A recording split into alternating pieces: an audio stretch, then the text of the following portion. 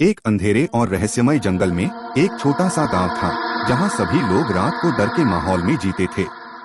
वहां की रहने वाली जनता को कहते थे कि जंगल में एक भूत रहता है, जो रात को चुपचाप गांव के पास आता और लोगों की आत्मा को डराता है। इस भूत की कहानी गांव के बच्चों के बीच भी सुनाई जाती थी, जो रोजाना डरपोक और भयभीत होते थे। गांव का एक युवक राज ने कभी इस भूत की कहानी में विश्वास नहीं किया। उसे लगता था कि ये सब बेकार की बातें हैं और लोग बस डराने के लिए ऐसी कहानियां बनाते हैं। एक रोज जब उसके दोस्त उसे भूत की कहानी सुनाने आए, तो उसने उनका मजाक उड़ाया और कहा, इतना सब कुछ सच नहीं हो सकता।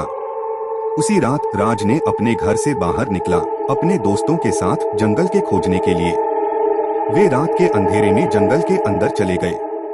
जंगल का वातावरण डरावना और घना था, लेकिन राज ने अपने दोस्तों को हंसाते हुए कहा, ये भूत की कहानियां सिर्फ बच्चों के लिए हैं। असल में भूत होता तो आज तक किसी ने देखा होता। तभी एक अजीब आवाज सुनाई दी, जैसे कोई बड़ी और भारी चीज राज के पीछे है।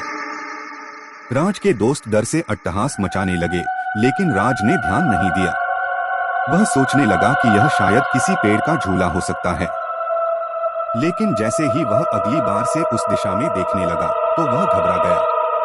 राज के आगे कुछ गोताखोर चलने लगे और उन्होंने रोने का डरावना ध्वनि सुना। धीरे धीरे उन्होंने उस ध्वनि का पीछा करना शुरू किया, जो कि जंगल के गहराई में से आ रहा था। ध्वनि की गहराई में वे एक पुराने और भयंकर मकबरे के सामने पहुंचे। मकबरा के चारों ओर धुंधलापन छाया हुआ था और उससे उन्हें बड़ा ही डरावना लगा। लेकिन राज के दोस्तों का हौसला टूट गया और वे उस जगह से भाग गए।